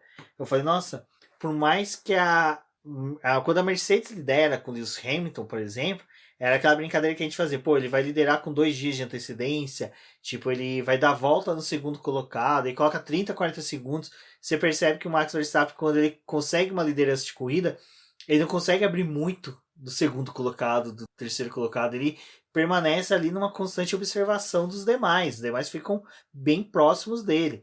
E isso para a Fórmula 1 é interessante, porque a gente continua tendo disputa de posição, a gente continua tendo chance de que quem errar menos vence, e foi exatamente o que aconteceu com a vitória do Sérgio Pérez, mas o fato do Max Verstappen ter batido e saído da corrida, e depois a gente ter a relargada com o Lewis Hamilton errando ou não, a gente ainda não sabe, pelo que tudo indica, pelo que ele falou, ele errou, ele calculou mal a freada, é normal, como a gente comentou também, como foi lá em GP de San Marino, lá da Emília-Romagna, é normal um piloto errar, todos os pilotos vão errar um dia, sabe? Nenhum é passível de não errar. A gente tem desde o Michael Schumacher errando, Fernando Alonso, Senna, Prost, todos os pilotos erram um dia. O Lewis Hamilton não é uma máquina, né, um robô que vai deixar de cometer falhas, mas esse erro dele deu ali as 2 voltas finais uma projeção animal de uma corrida, cara, que teria sido linda se tivesse tido mais momentos como este. Como foi a disputa entre o próprio Lewis Hamilton, o Sebastian Vettel pressionando um pouco o Pérez ali no começo, mas a briga ali do Gasly com o Leclerc e o Norris pela terceira colocação foi muito bacana esse finalzinho ali, essas 2 últimas voltas, valeu o preço do ingresso que nós pagamos gratuitamente, né, para poder assistir pela transmissão da TV aberta, porque olha, foi um final de corrida bem eletrizante. É um final que, assim, o campeonato já estava bem interessante com uma vitória do Verstappen, né? Porque apesar de ter um Hamilton ali que estava também no pódio, era interessante porque a gente ia continuar com a liderança da Red Bull e do Verstappen, porque tinha o Pérez ali naquela segunda posição dificultando. Quando tem o estouro, aí a gente falou, né? Eu pensei, eu falei, puta merda, agora a gente vai ter a Mercedes rasgando esse campeonato na liderança, porque agora eles vão comer a Red Bull com farofa, né? Aí, daqui a pouco, tem a bandeira vermelha. Quando tem a bandeira vermelha, eu falei, encerra a corrida, deixa pra lá, a gente não precisa dessas outras voltas, não.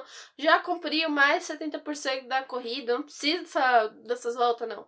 Aí vai ter essa relargada. Aí eu, olhando ali pro que tava acontecendo, falei, o Pérez vai perder essa liderança, assim, tipo, já era, porque eles têm esse regime de bandeira vermelha, mas pode trocar pneu, pode fazer alguns reparos no carro. Eles têm que pedir umas coisas assim, autorização da FIA, né? A FIA tem que fazer aquela inspeçãozinha do que eles estão trocando, mas tava o pessoal, tipo, partindo pro tudo ou nada, né? E aí eu pensei, nossa, vai dar um BO essa largada, aí não vai dar certo. Quando a gente tem o Pérez, que o Pérez também não foi bobo, né? Ele tenta fechar o Hamilton e quase perde a primeira posição, mas ali o Hamilton passa, né? Passa reto e não consegue, porque apesar deles terem largado com o pneu vermelho, não estava completamente aquecido, né? E já tinha passado além do tempo que a corrida deveria se estender. De novo, mesma coisa da classificação, já vai pegando uma pista mais fria, essas coisas vai acontecendo. Foi bom pro campeonato. Na verdade, foi o que eu falei, assim. Era tudo que a Red Bull precisava. Os dois carros da Mercedes fora dos pontos. E aí a gente tá falando de uma coisa que, assim, a Red Bull ela deve estar querendo ganhar o campeonato com o Max. Putz, ela deve estar querendo ganhar, porque ia ser fantástico. Mas o negócio que a Red Bull ela entrou esse ano em 2021 foi: a gente quer o campeonato de construtores, sabe? Tipo, custe o que custar, a gente quer esse campeonato. Para eles é muito mais importante porque é o que dá dinheiro, que é o que mostra, né, o crescimento da Red Bull. Então foi interessante esse abandono aí do Hamilton para o campeonato, né? Acho que para quem estava assistindo a corrida, alguns não acharam muito legal. Acho que os torcedores do Hamilton realmente não esperavam. Muitos eu vi falando que, putz, por que ele não se contentou com o segundo lugar e deixou a Red Bull vencer? Afinal, nem é o rival dele, né? O rival dele é o Max e já tinha abandonado. O Pérez não ia fazer muita diferença para ele, né? Para a equipe fazer. Mas enfim, assim, acho que foi legal esse fim de corrida. Coloca a Red Bull à frente da Mercedes, mas não é aquela coisa que ela pode ficar folgada e ficar tranquila, porque ainda assim tem como recuperar, né? Se tiver agora circuitos que são mais favoráveis para essa Mercedes aí, como a gente tá apontando, muita gente tá apontando, não pode bobear mesmo, mas é interessante o que aconteceu esse fim de semana.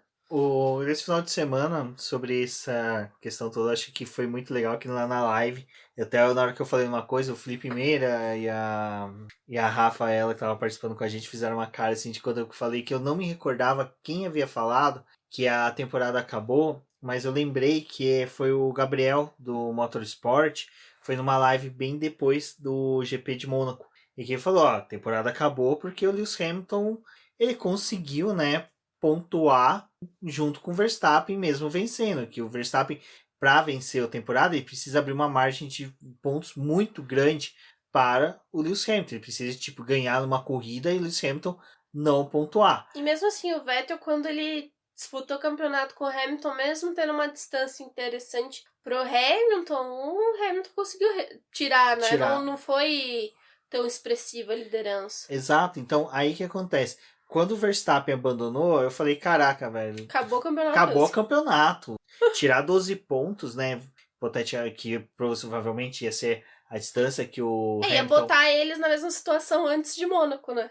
Exato. Daí, quando o Lewis Hamilton abandonou a corrida, desculpem os fãs, eu fiquei aliviado que falei, ufa, vamos permanecer tendo um campeonato disputado, porque os dois saem zerados, não se altera tanto o cenário, tivemos alteração apenas nos construtores, em que a Red Bull conseguiu abrir mais, e aí começa a gente criar uma outra situação que é interessante, de que até quando a Mercedes vai aguardar para reagir a esse crescimento da Red Bull, mas foi bacana o resultado no final, todo o contexto, porque, sabe, a gente vai chegar para a França, para um GP que a gente já fica de nariz torcido, a chance de ter um GP bem disputado é pequena, mas só que vai que a gente tem uma corrida boa, vai que acontece alguma coisa, chove, dinossauros entram na pista, alguma coisa acontece, e a gente consegue ter disputa. Lembrando que Max Verstappen chega com sangue nos olhos, querendo pontuação, Lewis Hamilton sabe que precisa pontuar, Bottas chega mais pressionado para poder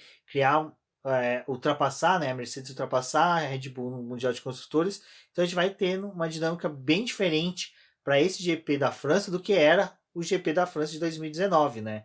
Então acho que isso daí faz com que a gente possa ter uma corrida um pouco mais interessante. Sobre o pódio sobre o final de semana do Vettel, é interessante que a gente pode mencionar aqui algumas estatísticas que geraram nesse final de semana, não só do pódio do Vettel, mas também do pódio do Sérgio Pérez, é que o Sérgio Pérez, junto com o Vettel, estão empatados com os pilotos com mais número de pódios em Baku. Então, cada um tem 3, então mostra que realmente esses dois pilotos gostam da pista. E outras estatísticas que entraram legais é que é a primeira vez que a Aston Martin liderou um GP de Fórmula 1. Eles tiveram a liderança do Vettel por 4 voltas, então gerou qualquer site que falar de estatísticas tiver que acrescentar ali uma linha colocando as 4 voltas. E também é o primeiro pódio, né, da Aston Martin na Fórmula 1. E é legal que tenha vindo pelas mãos do Sebastian Vettel, porque aí até que enfim, né, a transmissão da Band falou uma coisa boa do Vettel, porque eles viviam descendo a linha dele, que o Vettel, quando contrataram ele, sabia que quando fosse necessário ele entregaria. Foi muito legal ele ter entregue, né, numa pista em que ele já conseguiu bons resultados e que para ele é muito significativo, né? Após Mônaco ele ter tido um bom desempenho, ele manter isso já para o Azerbaijão mostra que sim, que o Vettel não é aquele piloto que perdeu a mão, ele só não está se encontrando muito bem dentro da Fórmula 1. Pra Red Bull a gente vê que era o que eles mais precisavam, era um segundo piloto que fosse capaz de ajudar a equipe no momento em que eles mais precisavam, em abandonos do Verstappen ou em problemas com o Verstappen, né? Então, o Pérez, ele ajudou a equipe que, apesar de não ter feito uma excelente classificação, de novo a Red Bull conseguiu fazer igual ao Mônaco, jogar ele lá pra frente e ajudar eles em resultado. Então, a vitória do Pérez é muito significativa também nesse sentido. E ali ele já tinha 2 pódios no Azerbaijão, então concluir, né? 2021 que foi a volta da corrida, já que 2020 eles não conseguiram realizar, e ele no pódio de novo com vitória foi muito legal. E eu acho que para Aston Martin é a mesma coisa, eles também precisavam de 2 pilotos que eles pudessem contar, e ali a gente já teve o abandono do Stroll, que ia ajudar eles a somar pontos, mas a estratégia que eles colocaram pro Vettel já ia dar a chance dele terminar numa boa posição na corrida, mas no momento que tudo isso acontece, ele tá ali também no pódio indo muito bem. Então são 2 pilotos que marcam esse fim de semana com esse resultado. É um pódio bem diferenciado, porque não teve os pilotos de sempre. O Vettel também tá em outra equipe, depois de tudo que aconteceu com ele ali na Ferrari. Eu acho que, independente do que acontecesse, se ele já terminasse numa 4ª ou 3ª posição, já era muito grande, né? Mas foi tudo, assim, tipo, foi muito bom. Outra estatística também que é interessante para você anotar que o Sérgio Pérez é o primeiro piloto a vencer por 2 equipes diferentes na era híbrida. Então, interessante que também aconteceu num curto espaço de tempo, em menos de 7 meses, entre uma vitória e outra. Então, isso é bem legal. Eu tô falando isso também um pouco porque eu vi o tweet lá do Lucas, do Projeto Motor, que ele falou, nossa, tava com estatísticas muito boas aqui para dobradinha da Red Bull, mas como não teve, eu vou ter que jogar para cima, não vou poder usar. Mas depois eu fui procurar algumas estatísticas, eu bati de frente com essas, achei que é interessante a gente comentar sobre. Ainda mais que fã de Fórmula 1 sempre gosta, né, de estatísticas, de números. Então ficou muito bacana, achei bem interessante trazer isso aí para vocês. Bom, um ponto que fica agora fixo, que dá para a gente discutir bastante também, vai ser muita discussão aí nas lives e nos bate-papos de grupos de WhatsApp, é do campeonato de construtores da Red Bull versus Mercedes, né, Débora? Red Bull sai líder, então Mercedes vai ter que realmente buscar essa liderança aí nos próximos GPs. Não é uma distância ainda confortável, mas é interessante. E esse confirmando mais uma vez a liderança deles, porque apesar do Verstappen não ter pontuado, o Pérez ele trouxe 25 pontos com essa vitória dele, e a Mercedes terminou zerada, né? Então isso coloca a Red Bull com 174 pontos contra 148 da Mercedes. É bem interessante a gente ter esse resultado, ainda que ele não possa ser dado como o final, né, do campeonato. E a gente tem, né, a verdadeira disputa, que é aquela que é mais acirrada ainda, que é Ferrari versus Mercedes. Mercedes não. Tecnicamente a Mercedes está ali, né, que é Ferrari versus McLaren, que a McLaren ali tá com 2 pontos atrás da Ferrari. A Ferrari tá com 94 pontos, a McLaren tá com 92. A McLaren perde a 3ª colocação do campeonato de construtores. É como eu falei nos grupos que eu tô, então quem quiser até ver, quando eu entro nisso eu já fico até um pouco mais sentimental, porque olha, tá sendo difícil ver o Daniel Ricciardo perdendo pontos, a gente tendo só o Lando Norris para disputar e conseguir pontos, e a gente precisava muito aí que o Daniel Ricciardo se encontrasse. Eu lembro que eu fui crítico em alguns momentos, falei que eu ia esperar os 5 GPs que ele pediu de adaptação, já chegamos ao 6º GP, torcer para ele se adaptar, vou dar para ele o dom da dúvida da questão do GP da França não ser um GP tão bom, tão favorável assim, para poder, sabe, exigir dele. Então acho que eu vou dar esse GP aí de brinde para ele poder se adaptar novamente, mas depois desse eu acho que não, eu vou começar a ter críticas mais duras, porque a McLaren perdeu a 3ª posição por causa de 2 pontos. E sabe, você vê que 2 pontos seria fácil ele ter conseguido 2 décimos lugares, sabe, em momentos em que ele realmente não imprimiu. E é até interessante que a gente tem algumas discussões lá no grupo do Papai Orange, em que o pessoal até trouxe esses dias uma entrevista do Rico Penteado, ex-chefe não, ex-engenheiro da Renault, que trabalhou com o Richard, e que ele fala que o Richard não era daqueles pilotos que eram mais favoráveis a ser workaholic, como é o Vettel, como a gente tem outros pilotos. Então, até o próprio Lando Norris, o Carlos Sainz era, e que isso às vezes pode pesar um pouco, né? Um piloto que está precisando se adaptar, está precisando entregar resultado, mas também que não parece imprimir o mínimo esforço, sabe? Então, e eu não estou tendo uma boa recepção do que o Daniel Ricciardo está fazendo para melhorar dentro da McLaren. Mas, como eu falei, essas vão ser minhas críticas por hoje. Após o GP da França, mesmo que ele tiver um péssimo resultado, não vou exagerar muito, mas depois, se continuar isso e o Lando Norris tiver que continuar remando sozinho, aí eu começo a fazer umas críticas um pouco mais pesadas ao Ricciardo. Antes desse fim de semana começar, o Ricardo ele falou, né, que ele fez algumas voltas de simulador para poder entender o carro da McLaren. Ele também fez uma análise ali de Mônaco, apesar de ter sido uma corrida que ele falou que ele queria esquecer, eles precisaram analisar essa corrida de Mônaco, mas também as outras que ele fez. Teve um momento que a McLaren cogitou até fazer a troca do chassi do carro dele para ver se era um problema do Ricardo ou um problema com o chassi, mas depois de fazerem uma análise, eles perceberam que o chassi do carro do Ricardo não estava danificado ao ponto de... Não estava danificado, né? Então não tinha necessidade de fazer uma troca, mas que essas análises que eles já tinham feito com ele já era um passo muito importante. E o Ricardo, ele tá nessa situação de que ele não tá conseguindo se adaptar, né? Então ele falou que tá difícil dele conseguir encaixar a forma como ele guia a esse carro, que é algo que o Vettel passou em momentos ali com a Ferrari e também passou nesse início com a Aston Martin.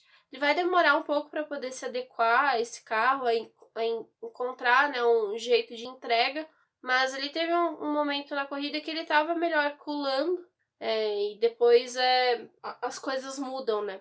Eu acho que nessa corrida que a gente teve, é interessante que esses pilotos terminaram de parzinho, porque o Leclerc ficou com a 4ª posição, o Lando Norris em 5º, e depois a gente tem a disputa do Sainz com o Daniel Ricciardo, onde o Sainz termina em 8º e o Daniel Ricciardo em 9º, né?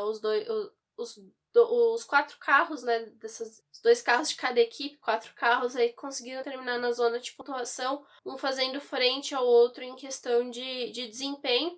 E aí a gente teve essa diferença mínima no campeonato de construtores, em que a Ferrari ela assume o 3º lugar dessa disputa. Mas ainda assim é difícil para os dois lados, né? Acho que para a Ferrari tá um pouco mais fácil porque o Sainz está adaptado ao seu carro, mas eles podem enfrentar problemas nas próximas corridas. E a McLaren tem isso com o Ricardo, né? Mas eu acho que o trabalho com o Ricardo realmente não é algo para esse ano. É óbvio que a McLaren ela quer esse 3º lugar do campeonato de construtores, mas eles ainda têm um foco com o Ricardo que é uma coisa a longo prazo, né? Não é uma coisa que é só para esse ano. Então, acho que o Ricardo ele vai ser criticado esse ano, mas é o que ele falou, né? Ele tá tentando não absorver essas críticas porque ele sabe que ele tem que melhorar, né? Não é uma coisa que ele tá se fingindo de louco, que ele não sabe que ele tá tendo problema. Ele sabe que ele tá... E a adaptação dele tá sendo muito mais difícil do que eles esperavam que ia ser. E outros pilotos já tiveram problemas, né, com o carro da McLaren, mas aí é a mesma coisa que a gente falava do Vettel, né? Defendia tanto o Vettel em questão dele ter problema de adaptação da pilotagem dele, que não casou com esses carros. Depois que ele saiu ali da Red Bull, ele teve mais problemas, então o Ricardo também tem o mesmo problema, e é aquela coisa que o pessoal fala, né? Mas se é um piloto tão bom, por que não se adapta tão fácil? Para alguns nem sempre é tão fácil. Eu mesmo sou um daqueles que pensa assim, se caso hipoteticamente mudar o regulamento ano que vem, hipoteticamente não, vai mudar o regulamento ano que vem, a gente tem grande chance de mudar o cenário de quais são os pilotos que são realmente mais rápidos do que a luz, são pilotos excelentes. Às vezes, na mudança de regulamento para 2022, o Daniel Ricciardo se encontra mais que o Lando Norris. O Lando Norris começa a chafurdar na lama. Mas o meu problema realmente é que, tipo, sabe, eu tenho a sensação que o Ricardo não demonstra evolução, sabe? É uma coisa que o Vettel, a gente viu a evolução agora na Aston Martin. O Sainz, sem dúvida nenhuma, teve uma evolução. Tsunoda, que era uma crítica constante nossa, também teve uma evolução. Mas o Ricardo não. O Ricardo parece que ele continua a patinar, sabe, na lama. Ele continua ali, sabe, a não conseguir evoluir. Mas enfim, é como eu falei. Vou dar essa... Como se, né, fosse também mudar alguma coisa na vida do Ricardo, minha opinião, e o meu fato de eu dar mais uma corrida aí de benefícios para ele. Mas... é aquela coisa, né? Aqui eu tô falando muito mais como fã, pra quem de clubismo levantado, do que realmente como uma pessoa que deveria analisar mais friamente a corrida. Mas, como a Débora falou, os dois carros da McLaren estão no top 10. O próprio Lando Norris não fez uma corrida tão boa, mas aí tivemos um pouco aí também por causa da punição que jogou ele 3 posições abaixo. Eu até brinquei que falei, cara, se ele não tivesse tomado a punição, provavelmente teria sido pódio, porque ele teria sim conseguido um bom resultado, mas é isso, pessoal. Acho que vamos aguardar aí o GP da França e depois as demais corridas para fazer uma análise mais profunda aí sobre o Daniel Ricciardo. Como eu citei o Tsunoda, né, vale também a citação aí que a AlphaTauri se encontrou nessa corrida, nessa pista, mandaram muito bem, tanto o Tsunoda como o Gasly, né, Débora? A gente teve o reflexo dos treinos livres ali em um bom desempenho da equipe. O Gasly, ele também foi beneficiado ali pelo abandono do Verstappen e também da perda de posição do Hamilton, então ele também conseguiu um pódio, completou esse pódio aí diferenciado que a gente teve nessa corrida. É muito bom porque também marca mais pontos aí para a AlphaTauri, que também estava bem crítico esse desempenho dela nessa disputa com a Alpine, né? E aí quando a gente coloca que a Aston Martin foi pro pódio, também era interessante a AlphaTauri ter um bom desempenho e levar pontos importantes, porque eles também estão nessa briga aí do campeonato, e não é interessante que essas 3 equipes que estão brigando aí, elas acabem se distanciando muito também. Exato. Bom, e muito mais sobre esse final de semana, sobre a corrida do Azerbaijão, você vai poder conferir conosco na nossa live de terça-feira, às 8 horas, lá no canal do YouTube do Boletim Paddock. Então, se você está ouvindo a gente aqui, corre lá, participe da nossa live, vem no chat, converse com a gente, é bem interessante. A última live foi muito gostosa, porque o pessoal do chat participou bastante, trouxe bastante assunto pra gente, a gente conseguiu acrescentar e emendar bem a pauta, e foi muito gostoso. Então, esperamos vocês na live da terça-feira, a partir das 20 horas. Quinta também teremos lives, ainda com um assunto a definir.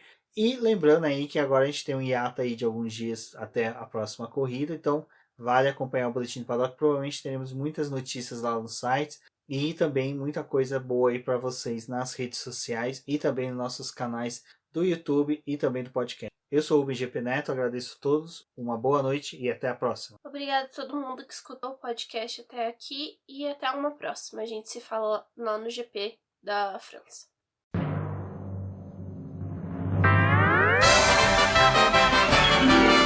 E agora vamos agradecer nossos apoiadores, aqueles que auxiliam o Boletim do Paddock através do financiamento coletivo e contínuo do Apoies. E são eles: Ricardo Bannerman, Maia Barbosa, Eliezer Teixeira, Luiz Félix, Arthur Felipe, Rafael Celone, Will Mesquita, Antônio Santos, Rogério Furano, Helena Lisboa, Cássio Machado, Carlos Del Valle, Bruno Vale, Eric Nemes, Bruno Shinozaki, Alberto Xavier, Will Bueno, Ricardo Silva, Beto Corrêa, Fabrício Cavalcante, Arthur Apóstolo, Sérgio Milano e Melquiades Veloso, Micael Souza, Ezequiel Bale, Silney Messi, Rafael Arílio, Rafael Carvalho, Fábio Ramiro, Lauro Vizentim, Maria Ângela, Thaís Costa, Rafael Catelã, Jane Casalec, Carlos Eduardo Valese, Tadeu Alves, Paula Barbosa, Ale Ranieri, Leandro Nogueira, Bianca Mês, André Brolo, Bruno Lima, Ivan Grego, Maicon Tavares, Thalita Santos, Diego Machado, Gabriel Sawaf, João Guilherme, João Rai e Gustavo Frigoto. Muito obrigado a todos aqueles que apoiam o Boletim do Paddock e auxiliam no nosso desenvolvimento e crescimento. E se você quer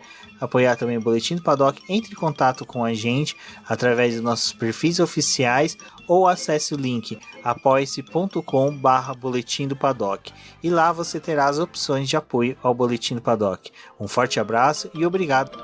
Isso é tudo, pessoal!